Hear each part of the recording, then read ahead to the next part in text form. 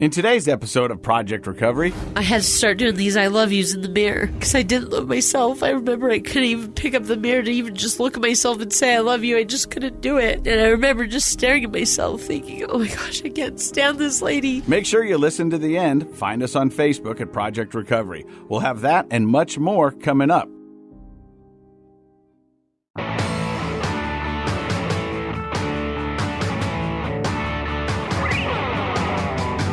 Hey, welcome to Project Recovery, a podcast about addiction. More importantly, it's about recovering. It's brought to you by our friends at knowyourscript.org. Dr. Matt, you notice something different? You're looking fresh-faced and ready for life. Well, this is called camera ready. Yes. I am camera ready. No hat. This is a podcast. I'm not camera ready for the podcast, but I just got done shooting. I think you have a little product in your hair. I do have some product in my hair. Yeah. So I was doing some PSAs, if you will, for knowyourscript.org. Right. And Our when we sponsors. talk about know your script, it's know your script when talking to your doctor, know your script when talking to yourself, know your script when talking to your children. Definitely. And so, without them, we wouldn't be able to do this podcast. And the thing I found out over the holiday break was that there's a lot of people listening to this podcast. A lot of people are getting hope, are getting help, are getting insight from what we get to do every week. And that is share people's wonderful stories. It's so much fun. I really appreciate our sponsors' message also, because honestly, at my house, we kind of talk about everything. We just talk, just whatever's going on, bodily functions, things. We just sort of talk about it. I got it. But I've realized that so many families don't. I mean, I guess I knew that as a psychologist, but this campaign of theirs has been so helpful in, I think, encouraging parents to have those conversations with their kids about the prescriptions and the procedures and everything that's going on in that doctor's visit. And that's why it's so important to, if you need more information, go check them out at knowyourscript.org. Now, Dr. Matt, it's 2021. That it is. We made it. And what does that mean? Not much. I mean, it's another calendar day. I mean, I think for a lot of people, they've put this false hope on 2021 as everything's magically going to be better. And in fact, we're seeing a lot of things improving in 2021. I think there's a lot of reasons to be hopeful. But the reality is it's going to be what you make it, right? I mean, 2020 I know plenty of people, I think myself included, 2020 didn't feel too bad. And in fact, in some ways gave me opportunities, albeit forced opportunities, to spend more time with my kids and have some good experiences in life. So I think 2021 will be a fantastic relief and a great year if we make it that. So I'm going to tie it back to the recovery world. Even the other day, I was driving down the freeway, and I had one of those signs above the freeway that said, speeding will not get you to 2021 any quicker. And I think a lot of people have been racing towards 2021 with this belief that all of a sudden things are going to be better. Right, magically, just going to poof. Hey, we shot off fireworks. We drank our Martinelli's sparkling cider. Yeah, I never had it, but I heard it's good. It's pretty good. We drank that, and 2021, now everything's cool. Mm-hmm.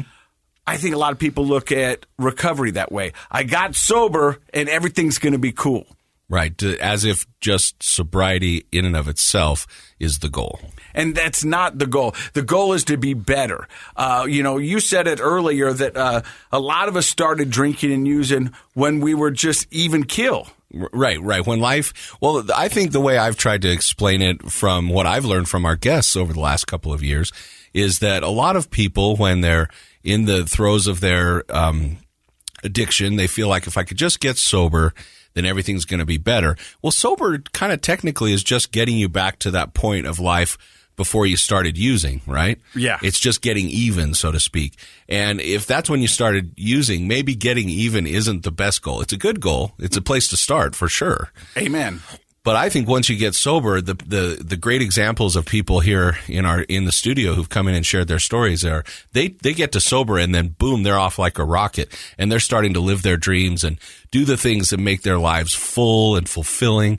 Not just giving back to the community, but growing themselves. How many people have come in here and they're now running organizations, or they've gotten an education and now they're the person in charge at work. They're healthy physically, mentally, emotionally. They have their families back with them. Their relationships are finally what they hoped they would be with their families. And I mean, so that's what I think. I think getting sober is just step one. Just get back to even. And then you want to be following the lead of so many of our guests and take it to so many other levels above that. We got to continually evolve. We've got to learn. And we always got to be moving forward. You know, they say a rolling stone gathers no moss. That's right. And so you want to be that rolling stone, and you want to be moving and continually to evolve. And I think that's what the goal is. Dr. Matt, the one thing and there's many things I like about the podcast, but it's interesting to hear people come in before we find out what they're doing after their addiction, where they find themselves in situations or scenarios that they never imagined that they'd be doing. Right. And that's, sleeping on a park, sleeping with somebody for drug money, spending 18 months in prison. And they go, I never imagined I'd be doing that. Right. Okay, and then you take them at that dark point in their life, and you can tell them life's going to be better. And I can tell you this, there is a light at the end of the tunnel. And they say to themselves, I can't imagine it getting better. I'm so far gone. I am so down. Life is never going to be good again. Right. I mean, and then it is. And then it is. And they're here sharing that story. And that's the crazy thing is that for someone to go, I could imagine myself ever doing those bad things. And then once they do those bad things, they can never imagine doing good things again. And yet you can. You can. And what's really been insightful for me over the last couple of years on this show is seeing that a person who starts in any walk of life. We've had some of the very most educated people. Doctors, very police successful officers. Police officers, attorneys. We've had these very, very successful people or folks at any stage of life can be affected by addiction and taken down to just the depths of despair. But then all of those people, regardless of where they started, they can turn it around and get way past their best previous self to this new level of life. And it's been amazing to me. It's really an important takeaway, I think, from this show is that nobody's immune from addiction. It doesn't discriminate. It does not discriminate. It doesn't matter if you grew up in a very religious household, a very spiritual household, a very educated, wealthy household. None of those, loving household. We've had people in here who they grew up with everything, right? I mean, great parents. We've even been lucky to have some of their parents on the show. Yep. Great parents, great family, affluence, education, opportunities. They're playing sports. They're taking cello lessons. They're doing everything. Nothing completely insulates us from that risk factor. So I love that part of it because it's kind of like, whoa, we got to be aware that anybody at any time could be affected by this. But as you said, the coolest part is what people are doing now with their lives. And one of the coolest parts for me is before we introduce our guest, I get excited because I know I'm getting ready to be taken down a journey. And before we do this, we never really know much about their story. Right. We've got the Cliff Note version. Started here. This is the ugly part, and this is what I'm doing I had now. somebody the other day say, well, this show of yours, I've listened to it. I really like it. It must take a long time, vetting all the guests, finding out their whole story. And I stopped him and I'm like, we actually know very little about most of our guests' stories. We want to go on the journey with the listeners. And so we have somebody who we know a little bit about what they're going to talk about, but mostly we love hearing the stories for the first time along with the listeners. And that's what we're about to do. You're listening to Project Recovery, a podcast about addiction, more importantly, about recovery. Coming up, we're going to introduce you to our guest today, Sarah Brock.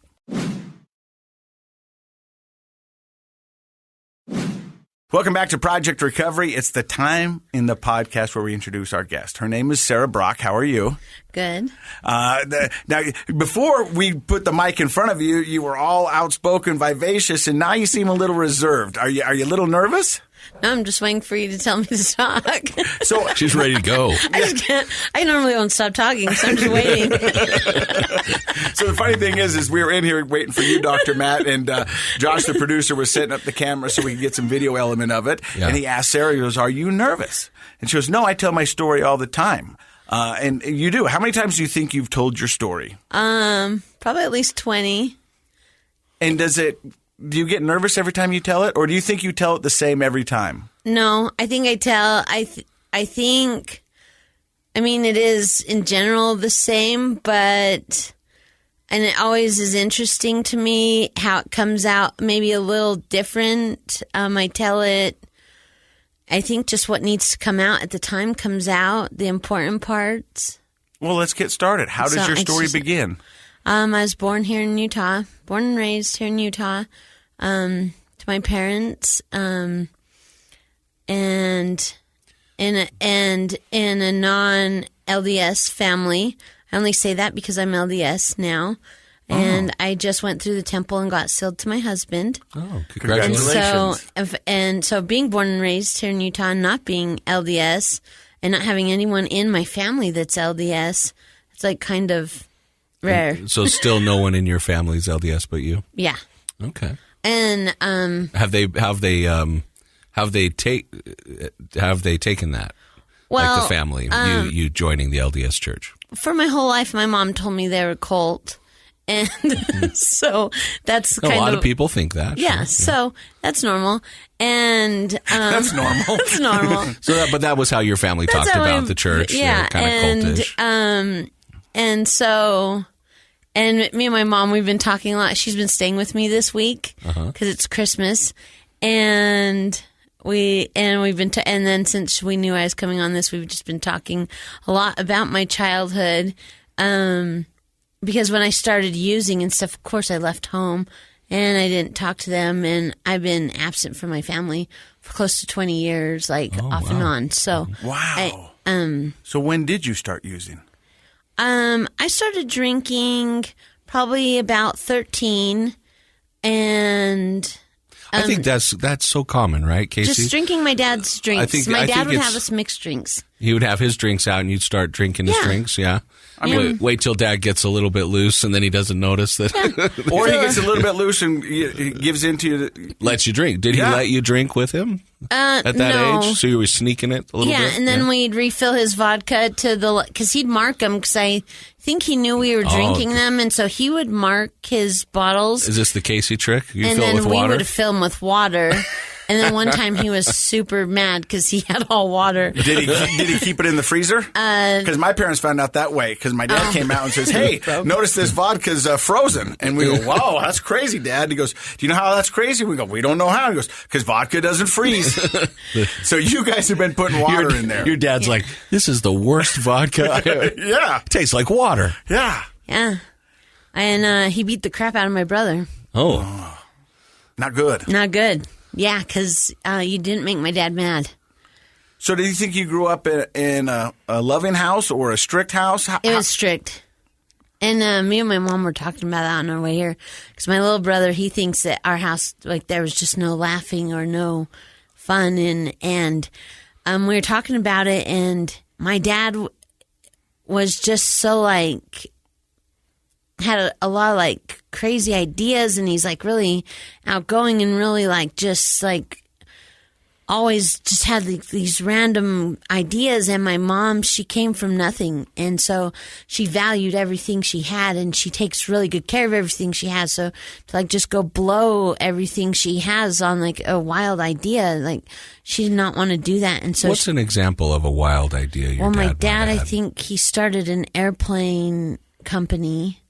And I don't think we had enough money. Something happened when I was little, and the tension in our house was just so much. Yeah. And he tried to roll he'd buy all fast cars and some practical vehicles, and I know that it would just bug my mom. And so that our house was just always in kind of tension. But my mom just took such good care of us all the time, and we just didn't make my dad mad. I think that happens a lot in households where you'll have one parent, and let's be honest, it's often the dad, who is sort of a thrill seeker or adrenaline, a little impulsive kind of a person.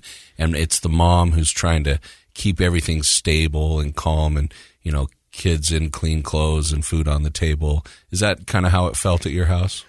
Yeah. And I just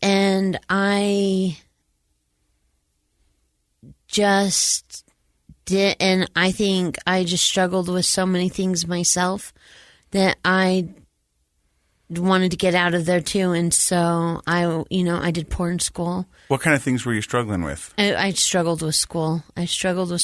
Later on in prison, I found out I was dyslexic. I didn't know that that in didn't the get 80s. identified. No.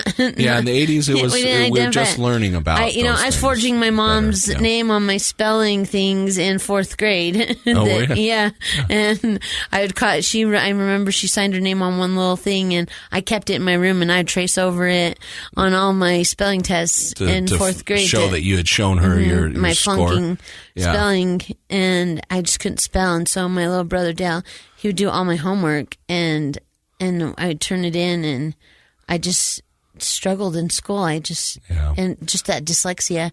Well, dyslexia in I think, late 70s to late 80s, that decade was a time of really trying to understand why kids don't do well in school. And so many of us who grew up in that time, whether it was an ADHD type of an issue or a dyslexic issue or a learning disability in math or reading or something, just didn't get identified. And so it wasn't until you were older. What place in the family were you? How many siblings did you have? I was the oldest. So you're the oldest of how many? Of 3. Of so 3. 2 younger brothers. And my dad would just tell me I was stupid and I was lazy and I was worthless. And I'd just sit at the table and just cry. Yeah. And my brother would just do everything he could to help me. Your brother tried to stick up for you, just or all the comfort time. you? Just stick up for me. Just do my homework. Just, and then as we got older into junior high, everybody would hide their report cards so I didn't have to turn mine in. They hid theirs to help cover up yours as well. The school must have not sent out report cards this year. Oh, sounds like you had some great brothers. I do have amazing brothers. And so at 13, you start experimenting with alcohol. Yeah. Now, would you say your dad had a drinking problem? Like you were saying, I'm just going to go out there and you correct me if you think I'm wrong. Your dad was abusive. Yeah. He was verbally abusive, tearing you down. He also was physically abusive, at least that one time with your brother. Did you recognize your dad had a drinking problem, or was the abuse separate from substance use? Yeah, I think, knowing what I know now, I think he's just a functioning alcoholic. Mm-hmm. And because he's functioning, he could work and keep... Yeah, and he just always kept a job. And so it just was justified, because as soon as I started... So he left my mom probably about the time I was 16. Me and him just kept fighting. Him and me and my brother, we just kept fighting a lot. And there got to a point where I left to move in with my aunt because I couldn't...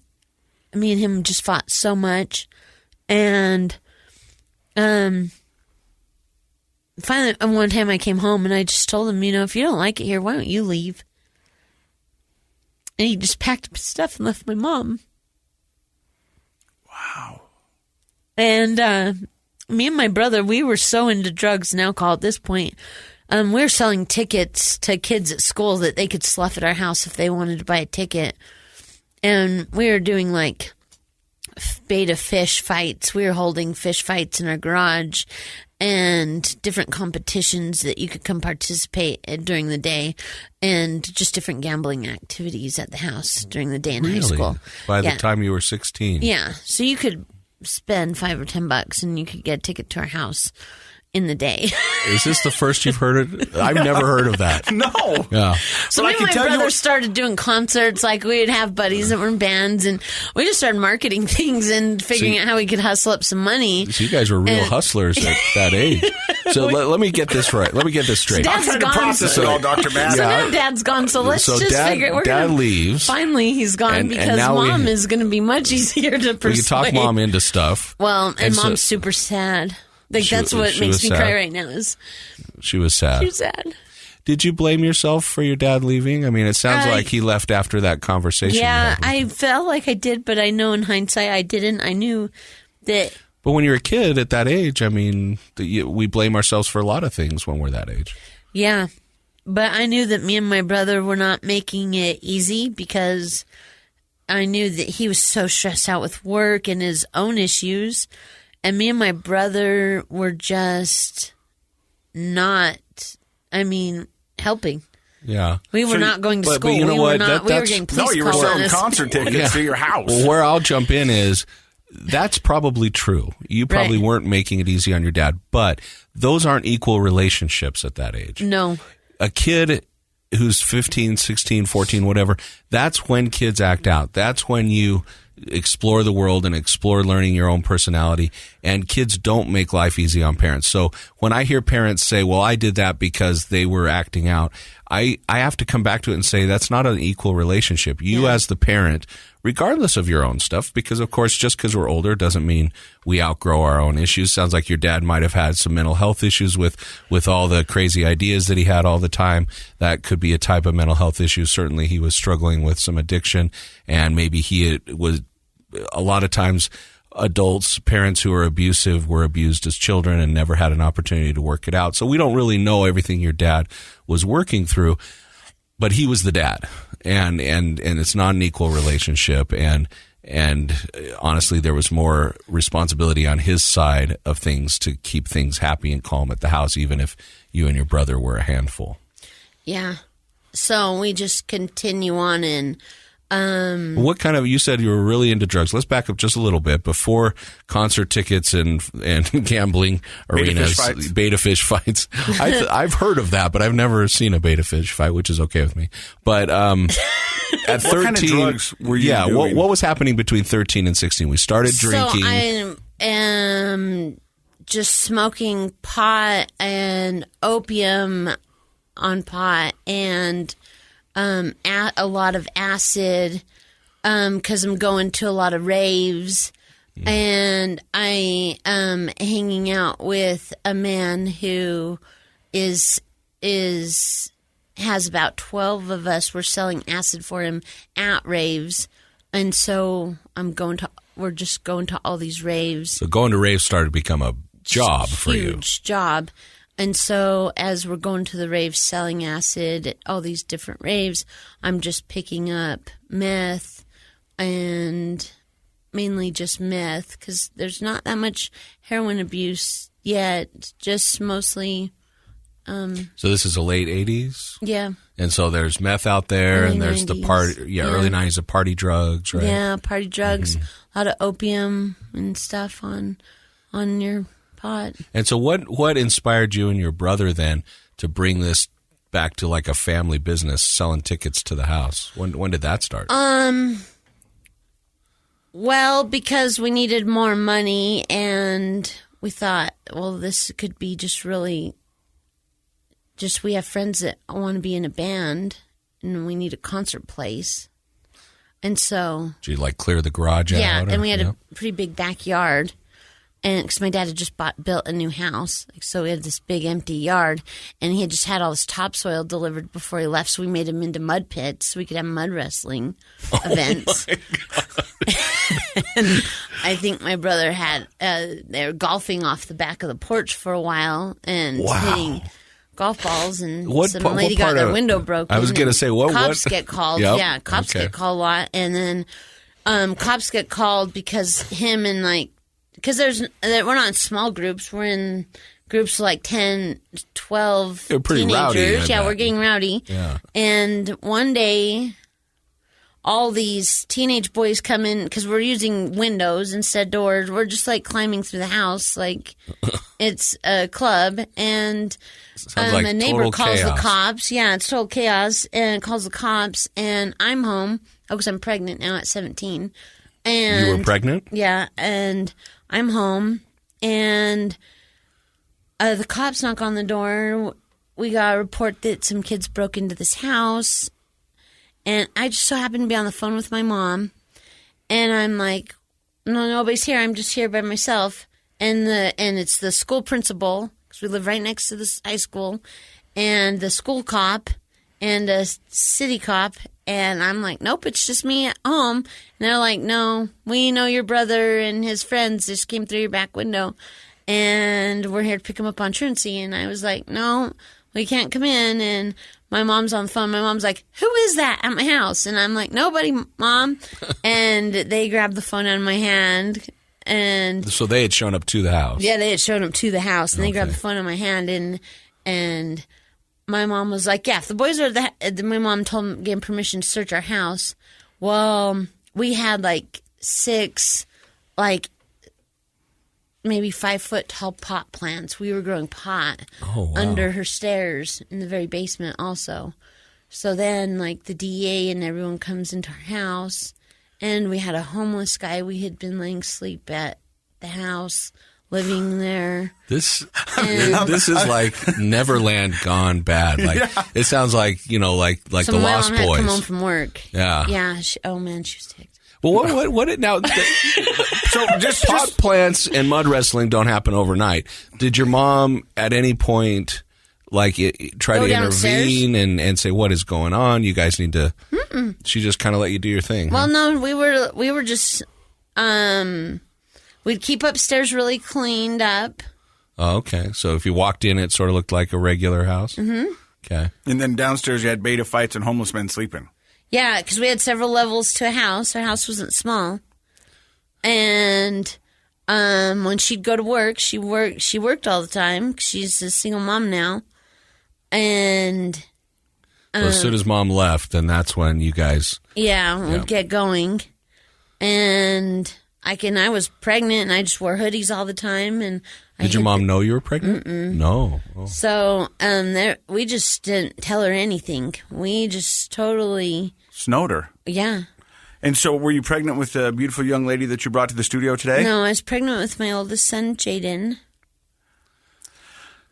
And I was at a party I shouldn't have been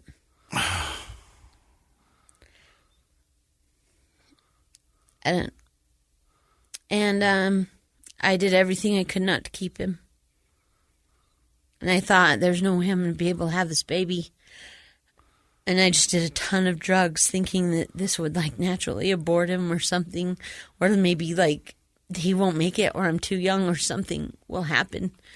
And I ended up getting in a really bad car accident. And they did an emergency C-section and called my mom and told my mom. Was that the Your first daughter- she learned about the pregnancy? Yeah. Oh. You have a grandson and How is Jaden now? he's in the Army. Him and his new wife just came to visit us for Christmas. My mom adopted him when he was 12, I think. You've lived a life. I mean, I'm still trying to process everything that you have said. This has been the most packed a podcast has been in the first 27 minutes. Normally it takes 27 minutes to get to something like this, but we've heard so many things in the first 27 minutes that I'm still trying to process. And the thing is that you're radiant. You're beautiful. You're smiling. And Because God is good. He came into my life and just changed it. Because I thought you can't recover. I thought you can't recover from that. And then I married someone from Mexico so that he could get his papers. And then another child that I left. I mean, I just kept doing damage and damage and damage. I kept doing so much damage. And I kept committing more crimes and more crimes. And I got more involved.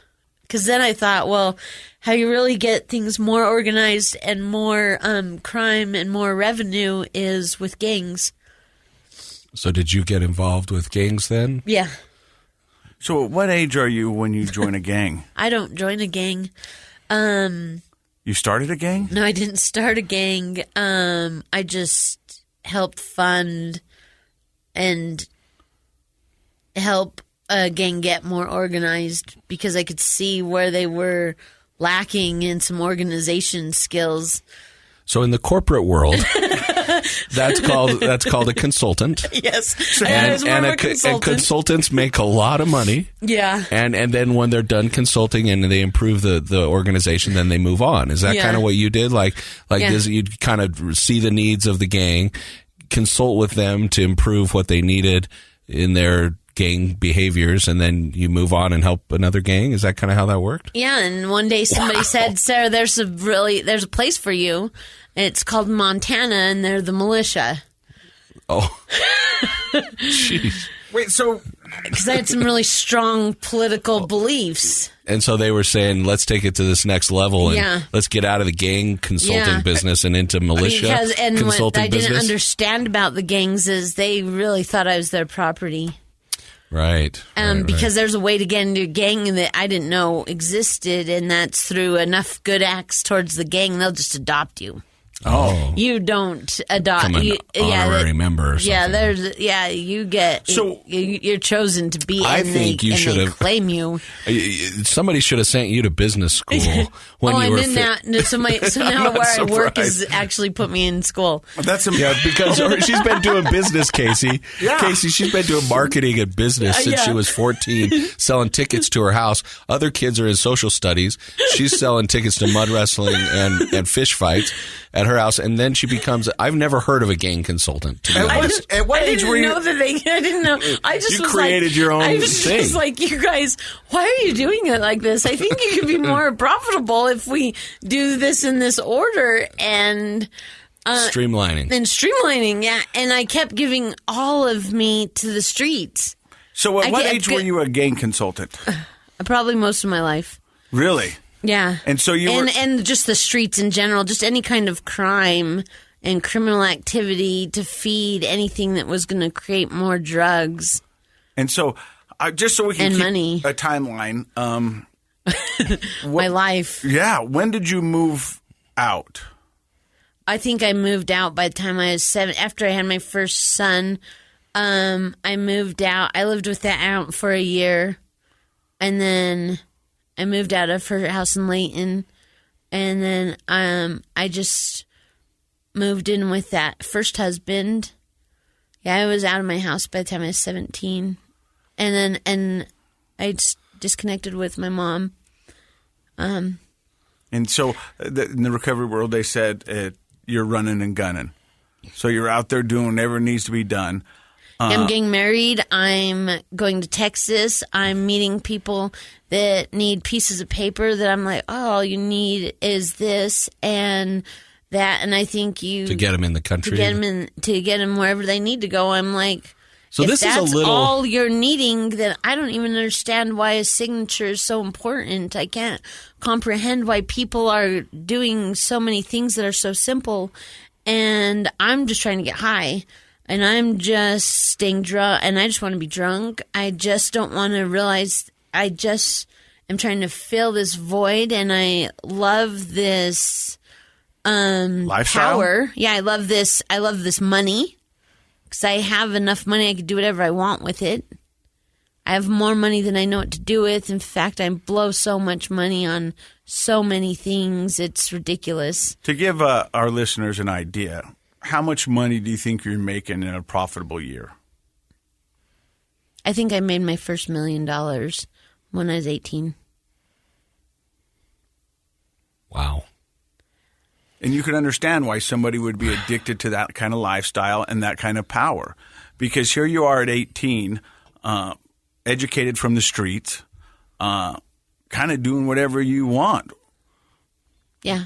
I mean, it's crazy to comprehend that. And you were saying running and gunning earlier, and obviously there's an element of that, but this is different than that. I think it felt to me like you wanted to be running and gunning, but you had this analytic mind that you could figure out how to get people the papers they needed. You could figure out how to streamline a criminal business. And people were probably pulling you into that aspect of it as well because you're like, gosh, I just want to party. It sounds like you just wanted to drink. You just wanted to use drugs. Yeah, I just want to have fun. I love people. I love a good time. I just love, I love people. And I just want to have fun. And people just want to be around me. So they're like, yeah, let's go to her house. Let's go to her apartment. Let's go to that motel room.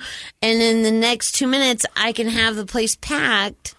Mm-hmm. Because everyone wants to party. And you're getting a little bit of that business all the time. And I'm getting a little bit of that business. And so you had it's just so that's much different fun. than I think you're running and gunning. Your use is different and at a sort of a higher organizational level than we've heard from other guests, because most guests are running and gunning just to keep their own habit going. But it sounds like you had this, honestly, because some people have an eye for for business, right? Yeah. You and I both know people that have worked really hard at business and they just stink at it. Yeah.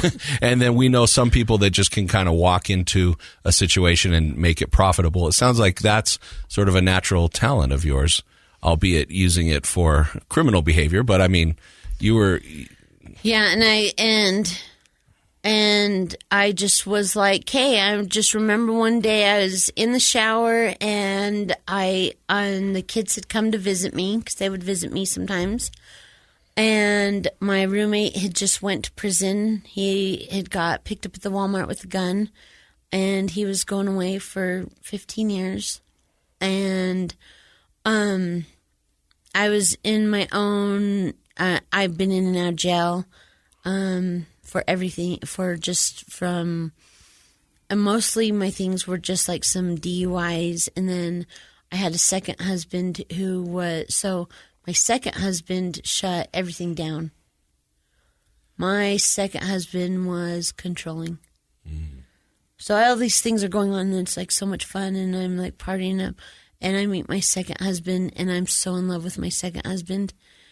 And he is not a partier. He is not social. He does not care how much money I can make. He does not care who wants to talk to me, because he wants me to be at home. He doesn't want me to have a vehicle. He doesn't want me to have a job. He locks me in the bathroom. He takes everything I own away. I have 2 more children with him. And I stayed married to him for 10 years. I'm so in love with him. Why do you think you were so in love with him? It sounds like he took away your life. I don't know. I don't know why I was so in love with him, but I was, and I thought we could just like be a real family. And we bought a house together. Was part of you maybe tired of the party lifestyle and just wanted to settle down and buy a house? And I thought it would be so amazing. And we had that girl, and she was finally a plan. Like, I planned to have her. And I thought this is going to be the best thing in the world, to have a daughter. And my 3 older children are boys. And I quit meth. I stopped using meth. I got clean. I was clean for almost 2 years. And he was really controlling, but I didn't even care that he was controlling. I became the PTA president at the kids' school, and I got really clean. And about how old were you at that time? I think I was 25. Wow, so you've done all that, and now by age 25, you went from running gang business to now you're running the PTA. Yeah, to just stopping. We moved to Clinton, Utah. Just in the middle of nowhere to just Clinton. We moved out of Salt Lake, and we moved to Clinton, Utah. I just thought we just lived this quiet little house, and nobody knew where we moved to. And it was just, I was going to have my daughter. And I started talking to my mom again, and I started seeing my family. And I start reconnecting with my aunt, and we just have like this amazing little baby shower, and I start seeing my family again, and everything is going really good. And she's born, and she gets RSV, and that's a respiratory infection, and she gets hospitalized in ICU, and my mom, they find out that she has a cancer. So at the same time your daughter has RSV in the ICU, your mom gets the diagnosis of cancer. Yep. I think we're home for like a few weeks, and my brother, who is still in Salt Lake, comes up with one of our close friends, is a buddy and they still party and stuff. And so they come up to stay with me to see Eva and to just stay at my house, because they still come up once in a while to just eat real dinner and just see the family and stuff. And somebody has meth, and I get high, and I leave with them. And I think I take off for 6 months.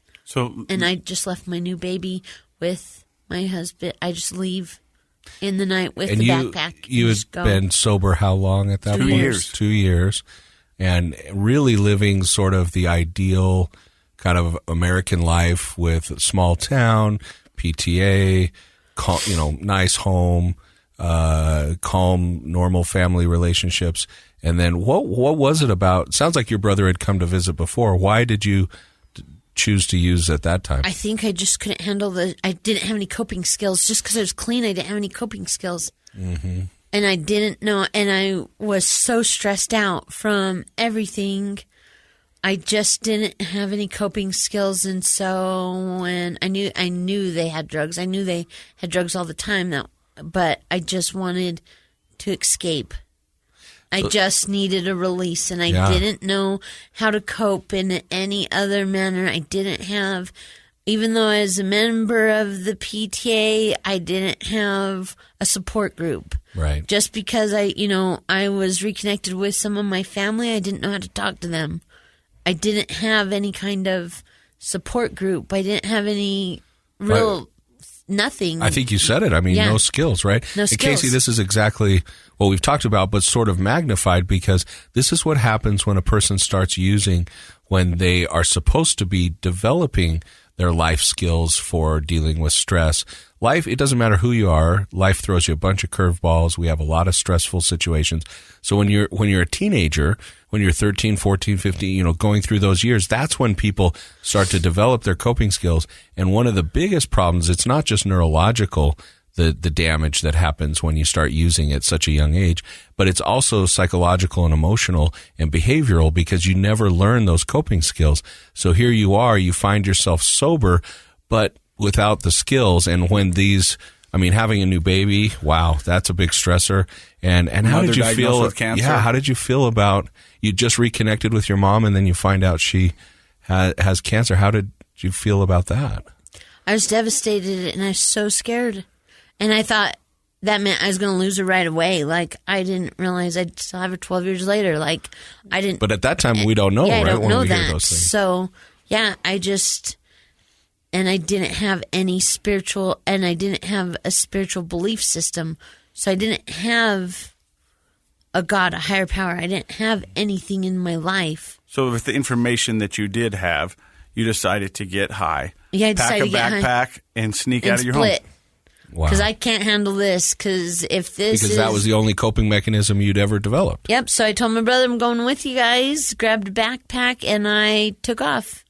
And so I was gone for a few months. And while I was gone for that few months, my husband got with his brother's girlfriend. And I came back, and she was staying at my house. And I tried to run them both over with my car.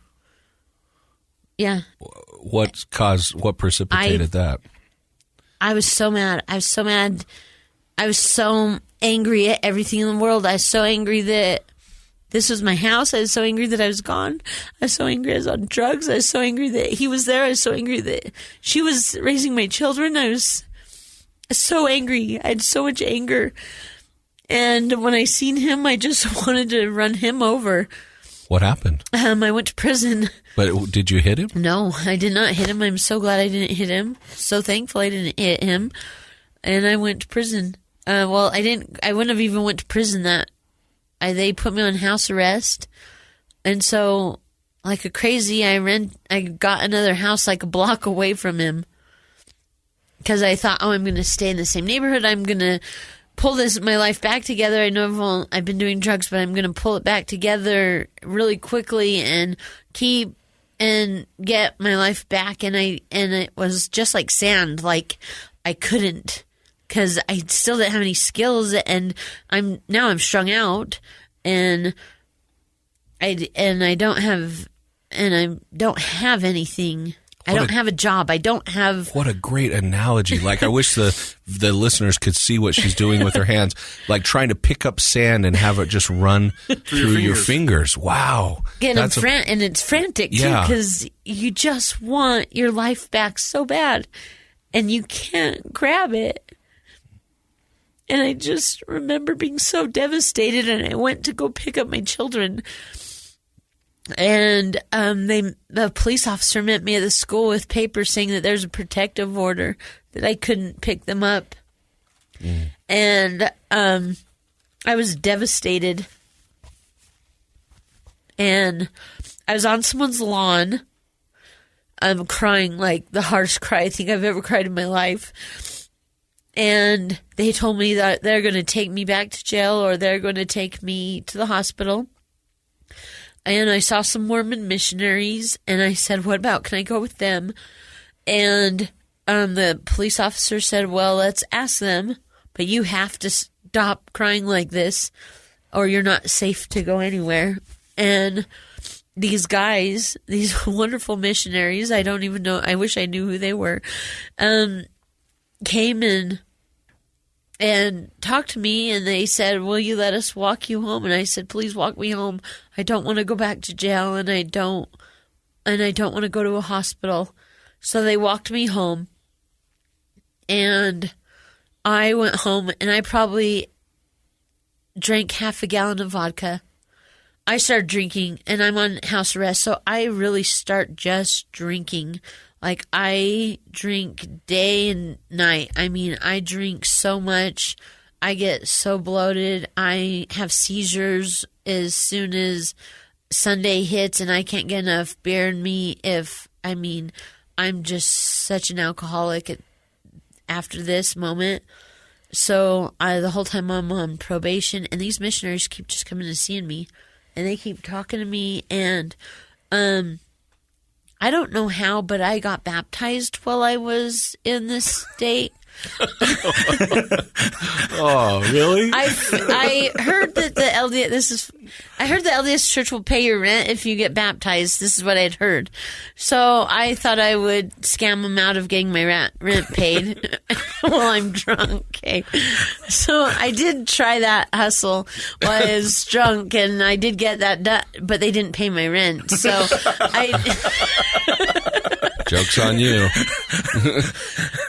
I did get baptized, and I don't. They didn't pay my rent, but I did wake up wet in my outfit still the next day, and my kids had been visiting, and my oldest son. You got baptized and didn't change out of the clothes? Guess you're not. Still wet the next day? Yeah, at least in my underclothing, because my bed was wet. My oldest child happened to be there the next day, and I was like, what is going on? Because I was just so in drunk haze all the time.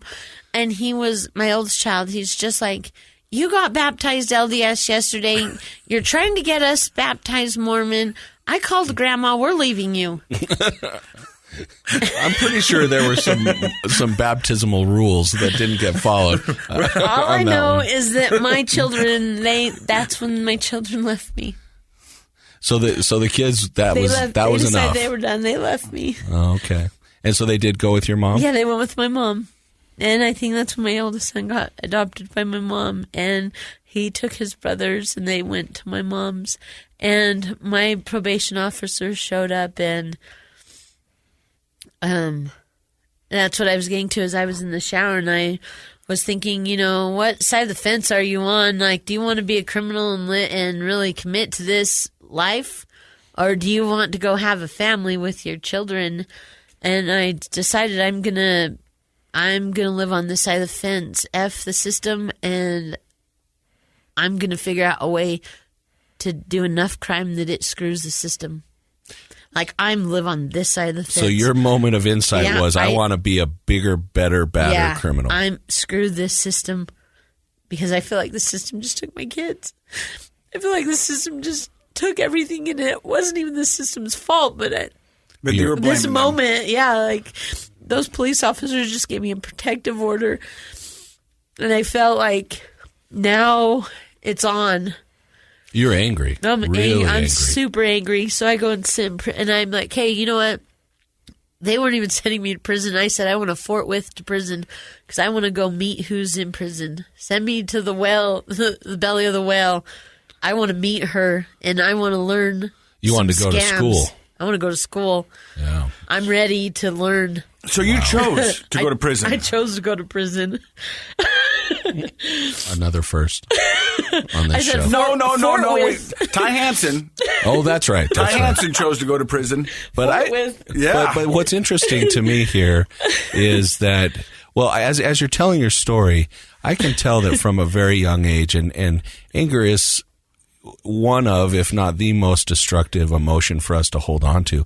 But it feels to me like as you're telling your story, most, if not all of your, we'll just call it acting out, was anger. You're an angry young kid. You're an angry young adult. You're an angry parent. And finally now you're like, I'm going to... It's sort of like in a... She's defiant by nature. Defiant. Well, it's more than that. I just think you were consumed with anger. And if it's sort of like in a superhero movie when the supervillain decides to take that extra step and become the supervillain, and you decided, I'm going to prison. I'm going to because there's somebody there that's going to teach me to be a supervillain. Yeah. That was your intent. Is that right? Yeah. And that's a lot of anger just consuming you. Oh man, there's so much. Like, going to prison was probably the best thing that happened to me, because I think I probably would have killed somebody else or gotten myself killed, like, because of how angry I was. So you put wait, you Like, have it to stop. cooled my hills. I'm going to stop you right there. You're Okay. listening to Project Recovery, a podcast about addiction. More importantly, it's about recovery. Our guest today is Sarah Brock. She just exclaimed that going to prison was the best thing that ever happened to her. We're going to find out why in just a few seconds. So why was prison the best thing that ever happened to you? Gave me a chance to calm down, think. Gave me a second to get out of... And you chose this. I chose this. I fought with... You know, the crazy thing is that, you know, in this podcast, in the recovery world, a lot of times people have said that. Going to jail was the best thing that ever happened to me. Right. Going to prison was the best thing that ever happened to me, because it did give you a time to stop, to think, and maybe reflect upon your life and what got you to this point. Do you think that happened while you were in prison? Yeah, it gave me a minute to pull myself together, to deal with some things, to accept some things that weren't mine. So you didn't go talk to the belly of the beast and get your schooling? Oh, yeah, because I found out that that's not what was really there in prison. I was disappointed. So I came back disappointed because I thought... Son of a... They lied to me. That tuition was steep, and I didn't learn anything. Well, I was just like, this is what you guys are doing here? Like, what? Well, I was because I really thought maybe there was going to be like some real hustling happening, like, because I was like thinking in a I could see why you business think that. venture brain. Yeah, like, you've got let's that make business some brain. connections. Like, I feel like if our people can get together, like, let's get some stuff. You know, I have all these amazing ideas, so I'm like running them off people, and other people in there are like, what? They didn't want to have anything to do with that. I don't want to be here. I'm actually doing everything I can to get out of here. Yeah. And you were going to the And university. so I have a therapist in there, and he shows me this Far Side little thing, and he's like, Sarah, this is you. And it is a guy pushing a wheelbarrow in hell, and he's whistling. He's like happy.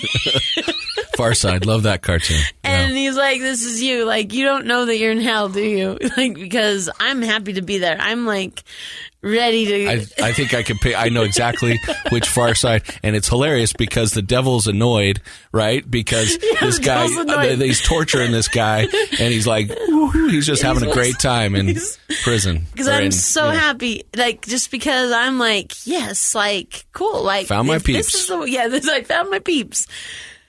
And then I'm like disappointed because these peeps don't even care that they don't even want to be. They're like not even taking this as like a notch on their belt. Like, they got to prison. They're Yeah, I hate to say this. Most people don't think that way. I know.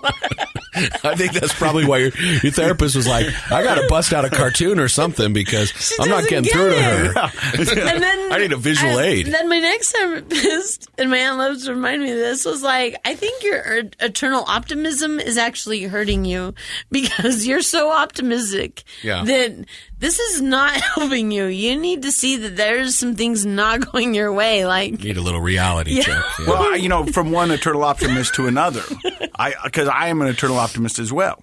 But sometimes there's something so important Right. about feeling that pain and feeling that burn that, your optimism can talk you out of it and Right. you can see the bright side of it. But you've got to feel the burn. You've got to feel the pain. And sometimes you don't want to look back and look at the wake of damage you have caused. Yeah. That's we don't like to look behind us I because wasn't wired that way. yeah. So at what point you're in prison, does something start to change, or does it? Not that time. There's another time. Yeah, I have other times. So, I get done with that. How long were you in this time? 18 months. Which is a good amount of time. Yeah, they sent me a picture of my daughter that was pretty devastating because she's aging. And I wanted her more than anything. So when I see that she's went from 6 months old to 5 years old, because I still have the 6-month-old baby in my mind, and they sent me a picture and she's 5 years old with her cute little backpack. I was devastated, a mess. And You missed all those years of her growing up. Huh? yeah, I'm not raising her. And so I meet someone in there that is my friend, that turns into my friend, and she's equally as crazy as I am as far as on the criminal aspect of things. She wants to. We think we can build an empire. We get tattoos over this empire. It can be the Justice Moon Empire. And Was that the name of your? yeah. Because my name's been Moon for a really long time. Because that's my married name, my ex-married name. Okay. And so, and that's all they call you in prison and jail is your last name. Your last name. You don't have a name. You're just one name, and Okay.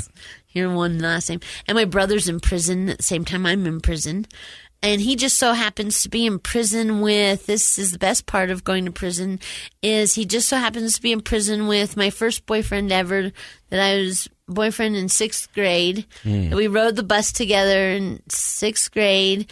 And every day after school, he'd get off the bus and he'd go home and get his cigarettes. And then we'd we'd go home and make out. And then he'd sit outside my apartment and smoke till my dad got there. Wow. And his name's Kevin Brock, and he's my husband now. So He's your husband now? Yeah. Okay, hold on. I feel like I really should have caffeinated more to be able to track all this.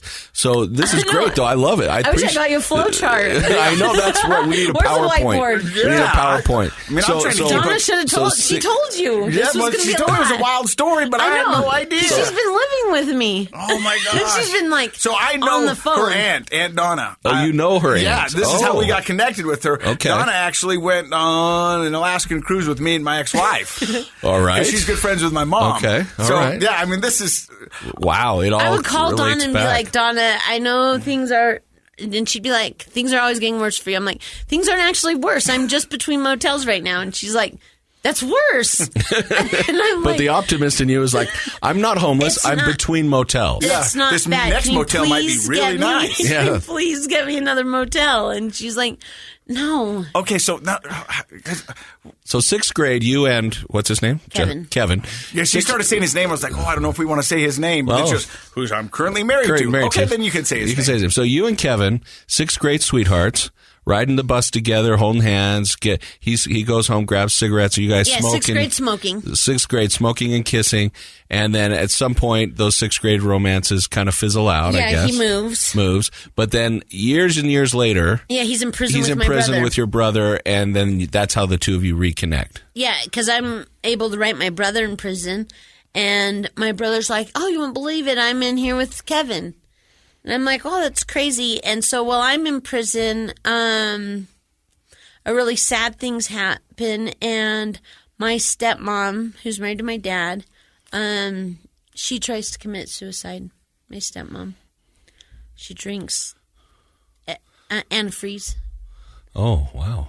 a Coke bottle, and climbs in the back of her minivan Just waiting to die, huh? and thinks she's going to die. She's schizophrenic. That's what she's schizophrenic. Been diagnosed with.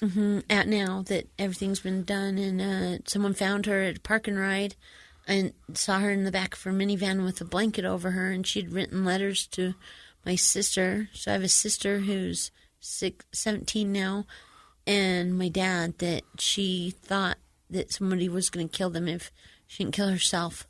So that's a schizophrenic thought, right? It's a paranoid delusion. And so she was acting on that paranoid delusion and thought if she killed herself, then it would save her husband and daughter. Yeah, so right when I get out of prison, Julie's in ICU, and my dad doesn't know what to do with my little sister, and me and my dad haven't been close since that whole thing, so my dad calls me and says, can you please come move in with me and help me raise your sister? Oh, you hadn't been, and how long had it been since you'd had contact with your dad? Since I was like 17. Since he moved out? Wow. And so you do it? Yeah. He pays my probation stuff to get me to terminate so that I can be free to leave Salt Lake County, because I'm at Orange Street at the halfway house.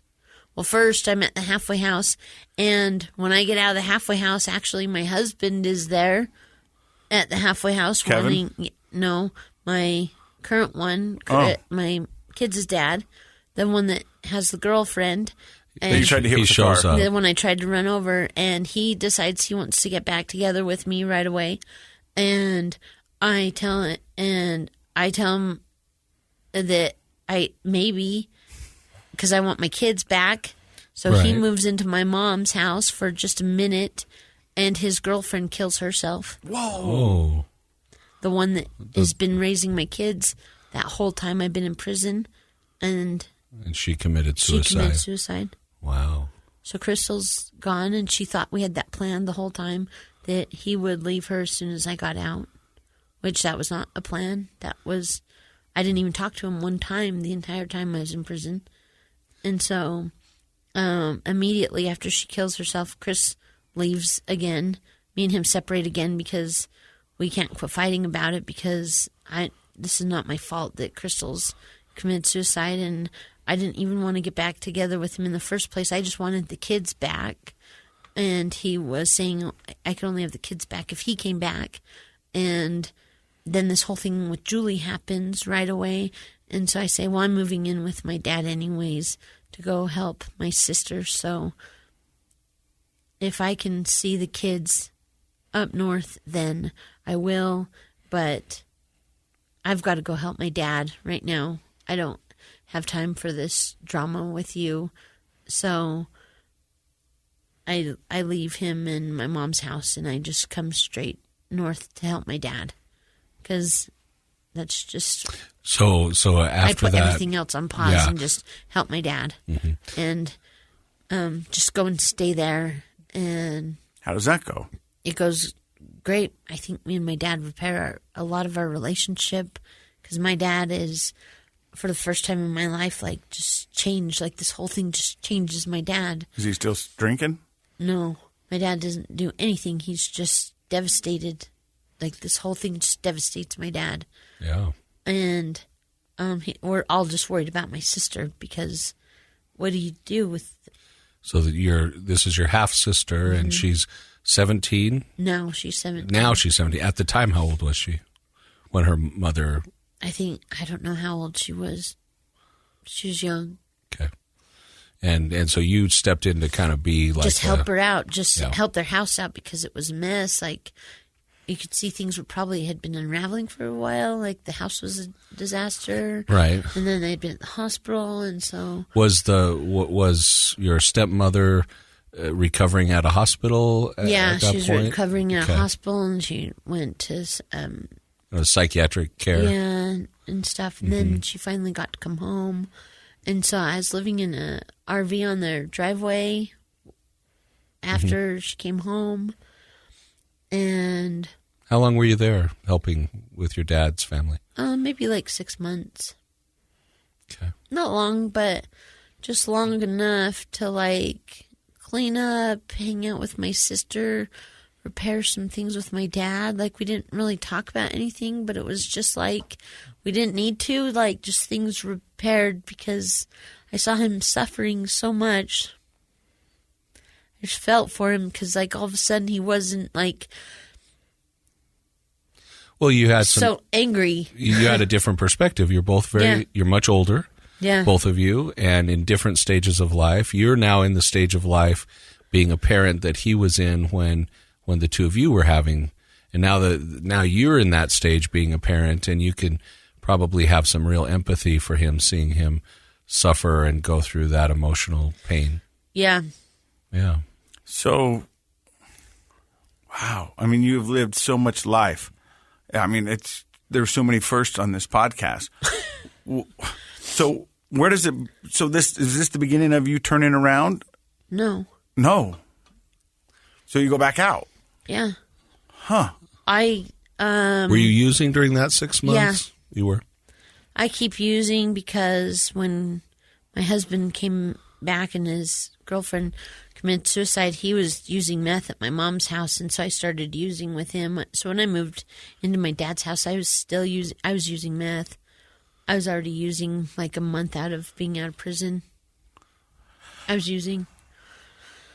I was just like trying to be a functioning meth addict, just trying to do what I had to do. And I had been on meth for so long at this point. I mean, it almost seemed like all my life I'd been on meth, and most of your life you probably had been on meth.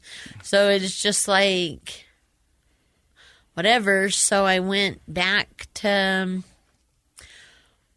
one of my many million things. I stayed with somebody who had a tree trimming service, and I'd just hustle him up jobs to do tree removal and stuff like that, just do some marketing for him, and then get a percentage of that, and I could get paid in meth. So that was a good deal. And so now we have a legitimate job where you're hustling business for a tree trimming, but instead of getting paid in dollars, you got paid in meth. Yeah. Okay. So there's a few companies that I knew. Because I thought for a second there, wow, she's finally got it legit. Nope, she's getting paid in meth. Yeah. So you found a couple other companies that would do this. They would pay me in meth for doing some legit marketing for legit services they do. Man, you really have this business ability, this marketing ability. I know, my aunt tremendous. Always wants me to go and work with her, and I would. I just live so far away. Yeah. So now you're marketing for meth. I mean, just anything. If you want something sold, I'll throw some things on KSL. I'll talk to some people, and if I like something, usually I talk to everyone about it, and then next thing you know, it's just sold. So it's okay. So do you get in trouble again? Yeah. Oh yeah, because I run into some. I don't know why I thought this was a good idea, but I thought I should just maybe. There was more. My mom's going to kill me. But my mom's an insurance agent.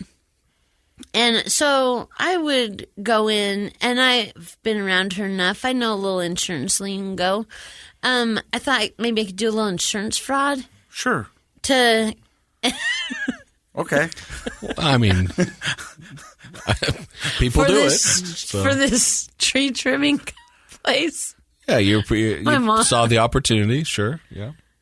I mean, when you have an insurance, so there's all these steps, right? And I'm like, I could figure out some hoops.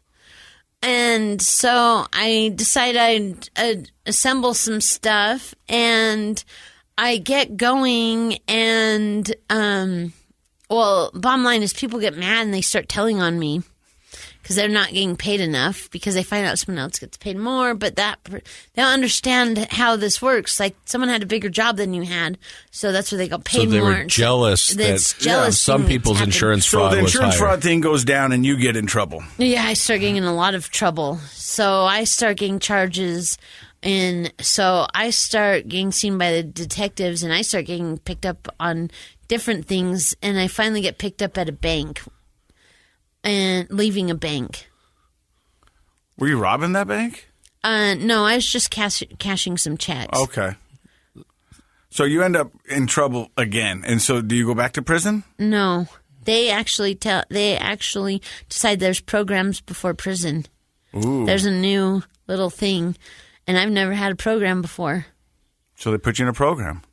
Yeah, but I went to Annie's house. Oh. Yeah. So, but any program I would have done well in, because I find God. Not because of the program, but because of everything I've given to the streets. I'm giving this streets everything I have. And in return, what's it giving you? Nothing. I'm so depleted. So I globalize all my charges in Weber County, Davis County, Salt Lake County, Utah County. So basically Utah. I globalize so many charges in so many counties, and I still get charges clear a year after I've been, because of so many cases are still connecting because of how many things I had linked together through all of this check insurance and prescriptions, because I threw some prescriptions in there. And the detective shows me all these pictures. I have the size of this table, an array of pictures of me at these banks, of me at these doctor's offices, of me at these pharmacies, of me at these gas stations. So they'd really been tracking you, following you. For a long time. Yeah. I have a photo array the size of this table. Kind of makes your mugshot seem like no big deal, huh? Wow. I have lists. I bet my motion discoveries are 500 pages long. Wow. Because you went insurance fraud, check fraud, prescription fraud. So these are federal charges at this point, right? You have the feds after you. But you can, so if you plead guilty to them, they can't charge you federally. So I hurry and I start pleading guilty to things as fast as I can plead guilty to, because if you plead guilty fast enough, you cannot get charged federally. And I already know that the feds are not going to indict me unless they have 99% of their case. And so I'm thinking they're just one case away from having 99. They probably have 98. If I hurry and just plead guilty, so I start saying guilty to everything.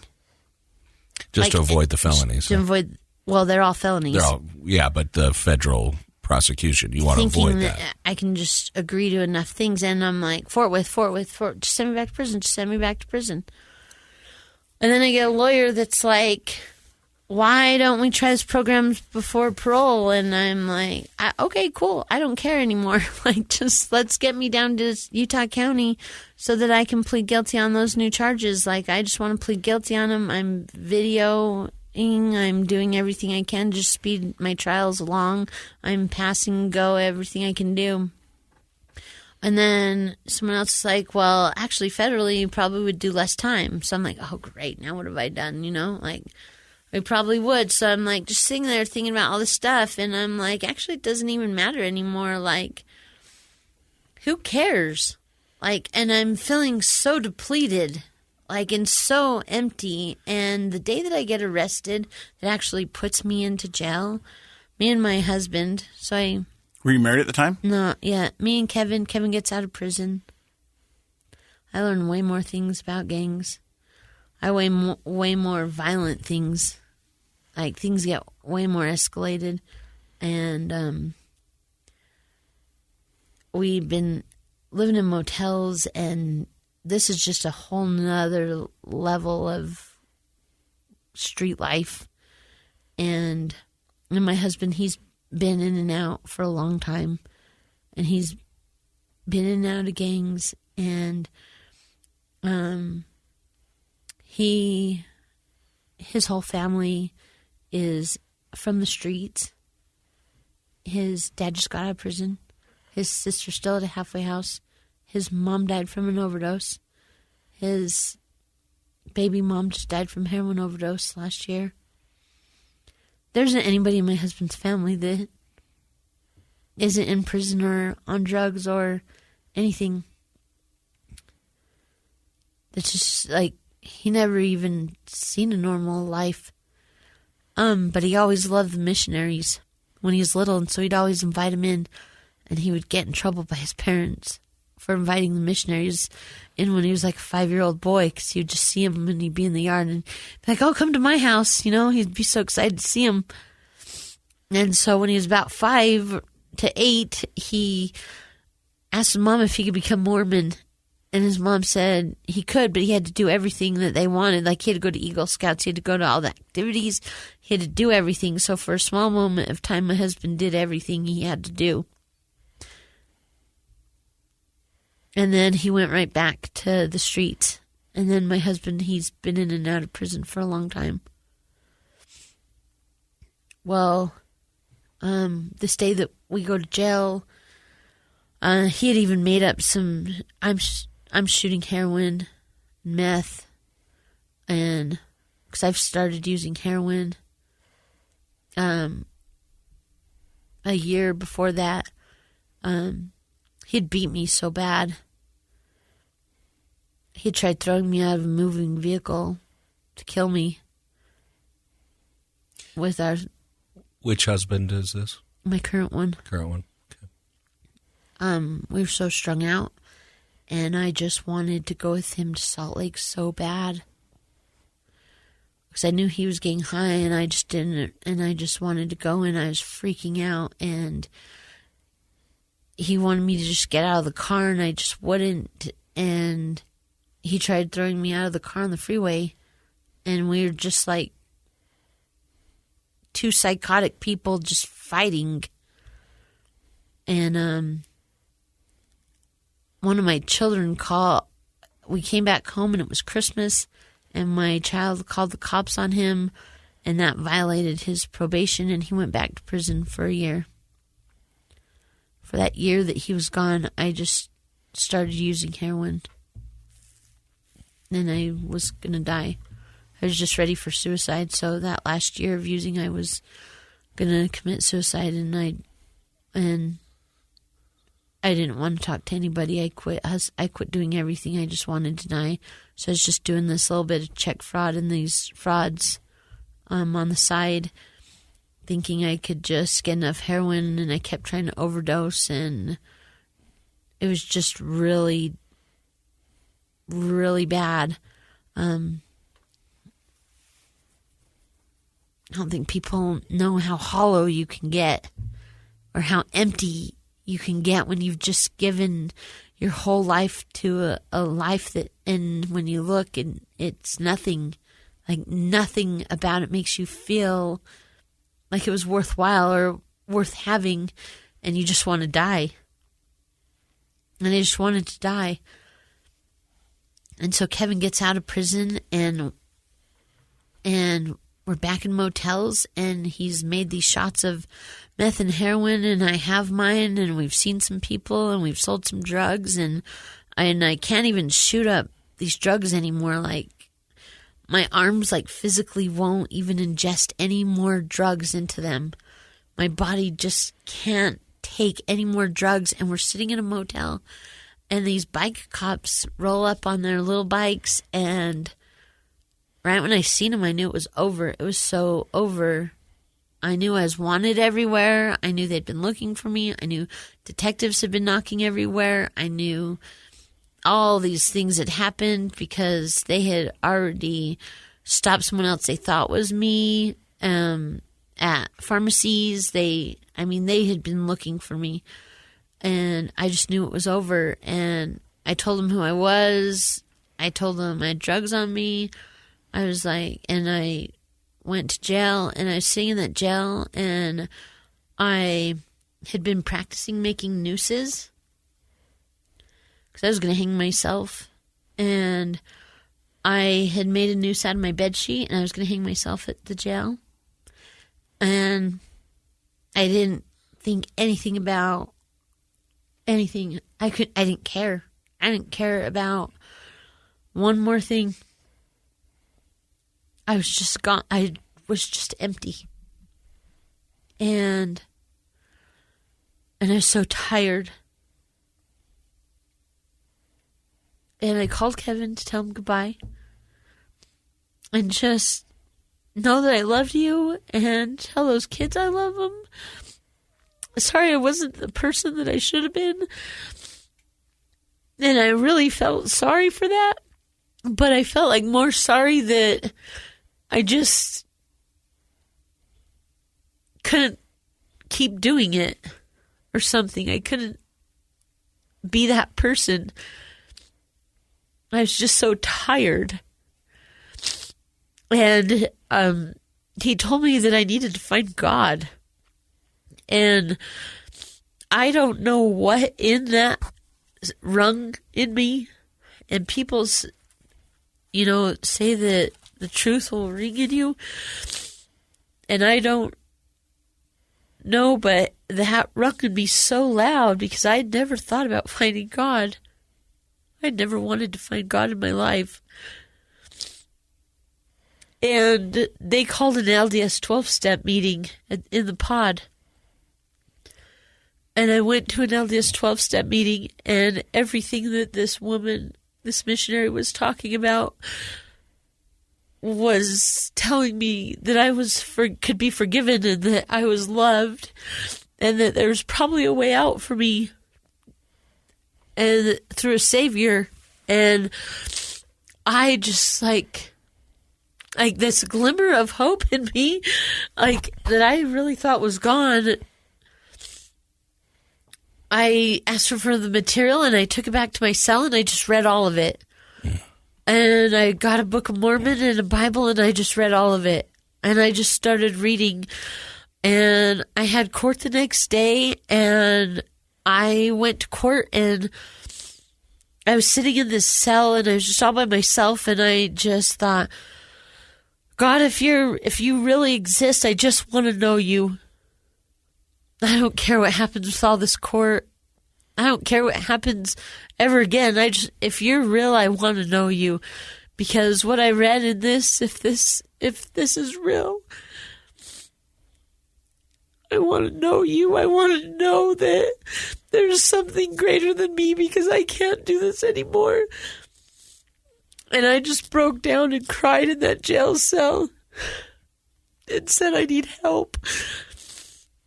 And if I get anything else, I want to know my children. And I went to court, and I was ready to just accept all these charges. I just thought I'll just accept all these charges. I was forwarding myself back to prison, and everything will just be the same, kind of.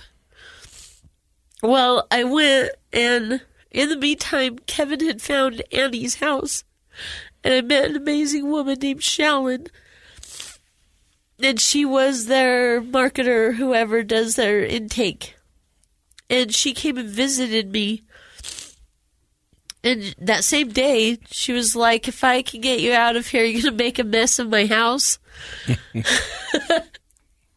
No, but I am going to streamline some things. I have a few ideas for you.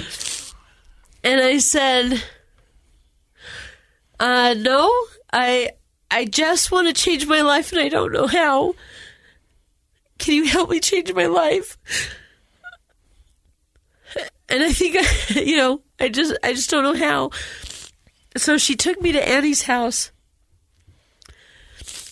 And I went in there with a backpack. And I met an amazing therapist. And I had a couple amazing therapists, but I had to go through my backpack, and I had stolen credit cards, and I had stolen checkbooks, and I had all this stuff, and we wrote letters to all these people, sending them back their stuff. Oh, wow. Yeah. I would write letters sending them all their stuff back, telling them, hi, I'm a inpatient therapy. I'm trying to change my life, but I have your things. Here's this back, all this stuff. And they had me write all these letters, and I just wrote all these letters to all these people. Making amends. And I had the hugest amends list. I mean, I just made so many amends to every single person I could. And I had to start doing these I love yous in the mirror. Because I didn't love myself. I remember I couldn't even pick up the mirror to even just look at myself and say, I love you. I just couldn't do it. And I remember just staring at myself thinking, oh my gosh, I can't stand this lady. I can't stand her. Like, how does she even get to be here? Like, she should be locked up in prison, She shouldn't have a family or a life, And so I had to do all these I love yous. And I just still have to say I love you to her. And I forgive you, and I forgive you, and I forgive you. That's a hard thing to do. So I had to keep doing that. Yeah. So as I kept doing those things, they gave me I got a grant or some kind of tuition payment thing. Somebody paid my tuition for there because I didn't have any money. To be at Annie's house. Mm-hmm. Yeah, I didn't have anything. And Annie's house, for the listeners, is a residential treatment center, right? It's for just women. Just for women, right. Mm-hmm. How long did you stay there for? 90 days. And in that 90 days, what kind of things happened to you? Oh, my gosh. I learned how to love myself. And I found God. I found a being greater than me, which I didn't know existed. I thought I was the greatest being. And I started building a foundation with people in it that really loved me. And so I started building these coping skills, how to manage things and handle things. And really, they helped me deal with all my court stuff. So I kept going to court. Like, they took me to court every week. Every week I had to go to court and say, yeah, I did that. And guilty, guilty, guilty. And just tack on more things. And accept more charges because it was all me. And so I kept thinking they're going to send me to prison this time. Today's going to be the straw that broke the camel's back, and this judge is going to say, you know what? This is too many things to be out on a program, right? Mm-hmm. And they just kept saying, we're going to give you this one chance to stay out. We're going to give you this one program. Then I was like, okay. And I just kept going back to the house, like, okay, they're just letting me be here, so I'm just going to make the bet, I'm just going to do my best, and I just really want to change my life. So I, okay, what do you want me to do now? And so I wrote a letter to my sons, and I wrote a letter to my mom, and I wrote a letter, and I just invited everyone to process all these letters with me. And so every family group, I was like, I was the only one that was like, I want to process. Like, how do I process? Who can I process with? Like, how do I get this off my chest? Like, how do I heal? Like, anybody willing to show me how I can heal from this? I want to heal. And so I kept processing everything I could in that 90 days. And I went to church in that 90 days, and I met a bishop who let me repent to him, and he was not ready for my repentance. I bet he wasn't. I bet he was. Poor guy. Like, we're both bawling. I don't know if in Draper, Utah, this tiny little area, I don't know if he had ever heard 90% of the things that I had to say during that repentance of things that I'd done. But you did it. But I did it, and I just got it all out because I needed to just get it out and just go through that process because I believed that's how I was going to heal. So writing these very personal letters to friends and family and to people that you didn't even really know, and sitting down and really processing your spiritual life with this bishop. What did that do? What was that doing for you during that time? Because that's a lot of emotional work you were doing in a short period of time. Oh, yeah. Well, and then I stayed another 90 days at the residential to just stay because they let me do 90, 90, and 90. Okay. So someone paid my tuition, thank you, out there in the world. Because, well, that's wonderful. Good. I don't know how the treatment center did that because I didn't have any funds. Right. And but the treatment world did that for me. Well, there's somebody out there that was money well spent. That does that. Because you are an amazing person. So much that when you started your story, I was wondering where this is going to go. And I can't imagine all the things that you have seen. But one thing that brings me back to it is you go, I just got sealed in the temple with my husband. And now we know a little bit more about Kevin. Yeah. Kevin went on quite a journey too. Yeah. Like. We might have to get him in. But right now you're teaching the 12-step program for the LDS. Yeah, well, we're learning to become facilitators because the LDS 12-step taught me so much because I believe in God. I believe God's the reason that my life is the way it is. I think he's moved the mountains that have been here. I think I put in the work, but God is what is my healer, is my redeemer, that gives me this opportunity. And so when I get to talk to people and share my testimony and see them and share this, then they're like, "Oh, how did you do this?" And I'm like, "Well," and they know I went to an LDS 12-step. Well, now where's an LDS 12-step? And we're missing facilitators. So I'm like, how do I become a facilitator? Because if we need more facilitator rooms, then I want to be a facilitator. Because if that's all we need is more rooms, you'll figure out how to do it. This is a new program for you to streamline. Yeah. So, and at my work, I usually only hire from the treatment center, because now I get to hire my own people and hopefully teach them a skill, and it's showing up to work on time. There you go. And you're also going to college. Yeah, because my work was like, because I started my work as a dishwasher. I manage kitchens, and right now I'm managing a remodeling kitchens. Wow. But Well, I'm not surprised. No, She'll own the nothing place. That comes out of her mouth. She's going to own that place before too long. Yeah. Dr. Matt, what do you think about Sarah's story? Gosh, Sarah, you have been so genuine and thoughtful in sharing your story. I really appreciate it. It's really touched me. But I will say that going back to being somebody who works with teenagers and kids a lot, your story is a product of not having those skills and that guidance and that stability that kids need growing up, and your own biological gifts, your personality gifts of optimism, your business sense. You took that and ran with it, and obviously it took you down some pathways that we've been listening to today that I guess we would say aren't good.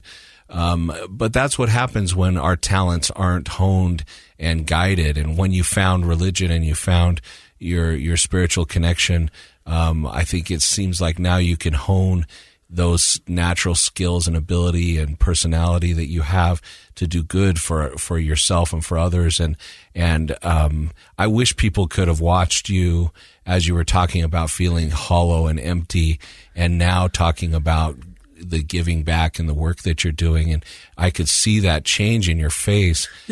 People, I don't think really do know how low a person can get. But finding meaning and purpose and spirituality in your life, I can tell that you feel full now, and that you're doing things that are giving back. So, I guess part of the message is take care of your kids. Make sure your kids have what they have, that they have what they need in guidance and support, because otherwise kids will learn to survive. And sometimes the way they do it is pretty scary. But you've turned that around, and I can tell the people don't know listening, but you brought your mom and your daughter here today, and I can tell that you're so close with them. And obviously your mom has survived her cancer diagnosis, and she's still here to be part of your life, and that's beautiful. So thank you so much for sharing. I think that's one of the biggest swings in a story that I've heard here in the studio. To going from so low and empty to so full and giving, and doing that with somebody who, your partner now, your husband, you guys have kind of done what we talked about at the beginning of the show, not just gotten even, but you've gone way beyond even to living a life that hopefully other people can set those same goals for themselves. The thing that I guess I would be taken away from this podcast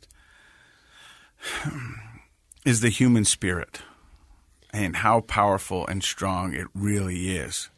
Because I've seen you go back and forth throughout this whole podcast with cheer and love in your eyes to tears streaming down your face, and all the while just telling your story. And I don't think a lot of people have ever had the insight to your story or heard this kind of testimony. I mean, it's amazing because I feel like we haven't touched on everything that's gone on. No. And I think I want to get you and your husband back sometime and talk about it, because what I'm walking away with is that it doesn't matter how bad it gets. No. It can always get better. Yeah. And I think people need to keep searching. Like, if you're struggling, keep searching.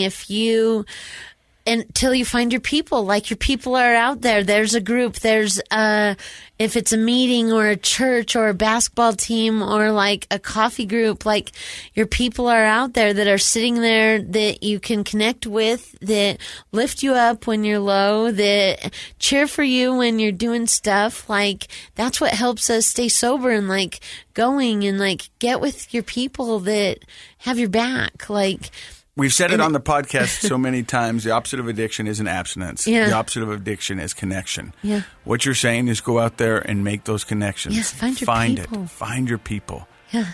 Sarah, thank you so much for sharing your story today. You're Thank you. amazing. You've been listening to Project Recovery Podcast, brought to you by our friends at knowyourscript.org. Don't forget, Project Recovery is a KSL podcast.